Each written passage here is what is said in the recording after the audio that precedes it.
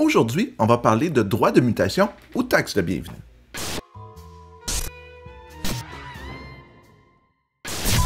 La raison pourquoi je veux vous parler de droits de mutation, de taxes de bienvenue, c'est qu'il y a un concept qui est vraiment méconnu des gens. C'est que les gens pensent qu'une taxe de bienvenue, c'est calculé sur le prix qu'on achète. Il y en a qui vont un peu plus loin qui disent c'est basé sur l'évaluation municipale, mais ces deux choses-là sont fausses. C'est le plus élevé des deux montants, évidemment, sauf que c'est l'évaluation multipliée par le facteur comparatif. Et c'est super important dans le marché immobilier présentement, parce que ce facteur comparatif-là peut être assez élevé, puis je vais vous le démontrer par un exemple.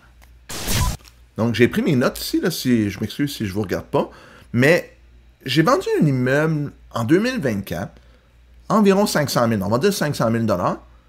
Il était évalué à la ville à 438 000 $, mais cette municipalité-là avait un facteur comparatif de 1,47, ce qui amenait l'évaluation municipale pour la taxe de bienvenue à 644 595 $ exactement. Donc là, vous allez dire, Olivier, OK, mais ça change quoi? Mais comme je viens de le dire, c'est basé sur le plus élevé entre l'évaluation municipale multipliée par le facteur comparatif ou le prix de vente. J'ai vendu 500 000. Si on s'arrêtait à l'évaluation municipale qui était de 438 500, on se serait basé sur 500 000 pour le calcul. Mais là, c'est 644 595. Ça veut dire que les droits de mutation sont de 8 732 $ et 33 sous.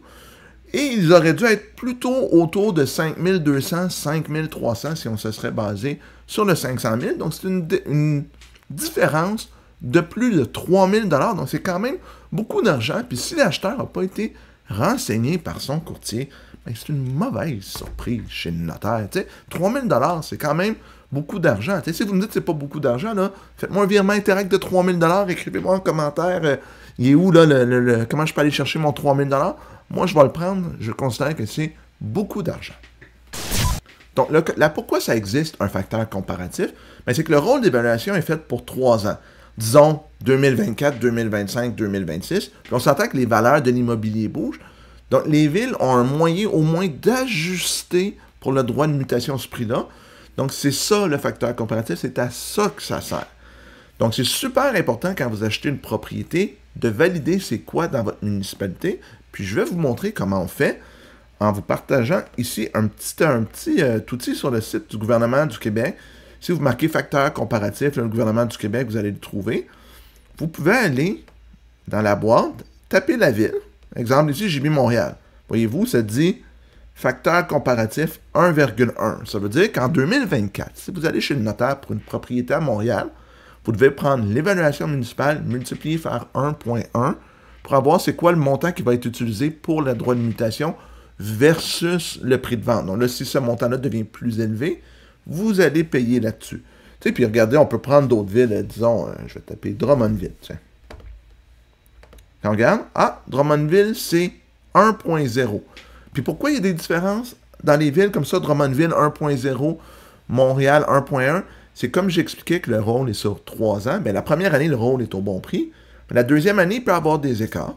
Puis la troisième année aussi. Donc, plus on est loin, plus on arrive à la troisième année du cycle d'évaluation, mais ça se peut que ce montant-là soit élevé. Donc, avant de faire une transaction, allez sur ce site-là. Je vais essayer de vous mettre le lien en commentaire de la vidéo, là, si je suis capable, juste pour que vous l'ayez. Mais un outil super important parce que ça peut vous faire prévoir des dépenses de plusieurs milliers de dollars que vous aviez oubliées. J'espère que la vidéo va vous éviter une mauvaise surprise dans une transaction. Ça serait plate. Si vous connaissiez déjà cet outil-là, mettez-le en commentaire. Si vous avez d'autres outils, n'hésitez pas à les partager non plus. Si vous avez aimé la capsule, faites un pouce en l'air, toujours apprécié. Abonnez-vous à la chaîne. On va continuer à mettre du contenu immobilier régulièrement. Puis on se revoit la prochaine fois pour une autre capsule. À bientôt tout le monde!